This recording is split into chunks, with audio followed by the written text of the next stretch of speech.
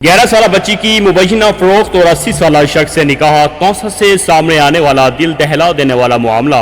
السلام علیکم ناظرین، آج ہم آپ کے سامنے ایک ایسے حساس اور افسوسناک معاملے کی تفصیلات لے کر حاضر ہوئے ہیں جس نے نہ صرف توسہ بلکہ پورے ملک میں تشویش کی لہر دوڑا دی ہے۔ قبائلی علاقے بگلا سے سامنے آنے والی اطلاعات کے مطابق ایک 11 سالہ بچی کی مبینہ طور پر 15 لاکھ روپے کے عوض فروخت کیے جانے اور بعد ازاں ایک 80 سالہ شخص سے نکاح کرانے کا الزام سامنے آیا ہے۔ ذرائع کے مطابق اس معاملے پر عدالت سے رجوع کیا گیا، جس کے بعد عدالت کے حکم پر مقدمہ درج کر لیا گیا۔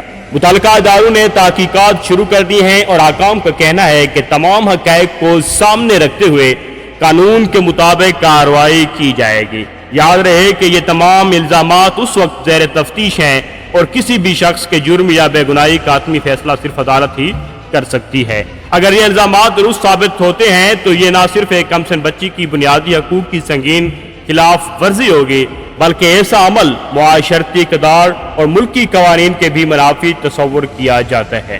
انسانی حقوق کے کارکنوں اور سماجی حلقوں نے مطالبہ کیا ہے کہ اس کیس کی شفاف اور غیر جانبدارانہ تحقیقات کی جائیں، متاثرہ بچی کو مکمل تحفظ فراہم کیا جائے اور اگر کوئی شخص قانون شکنی کا مرتکب پایا جائے تو اس کے خلاف سخت قانونی کارروائی کی جائے۔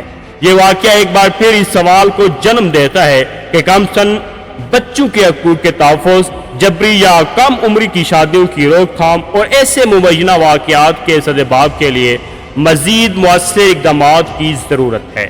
ہماری دعا ہے کہ حقیقت جلد سامنے آئے اور متاثرہ بچی کو انصاف ملے اور قانون اپنی مکمل طاقت کے ساتھ نافذ ہو تاکہ مستقبل میں ایسے واقعات کی روک تھام ممکن ہو سکے۔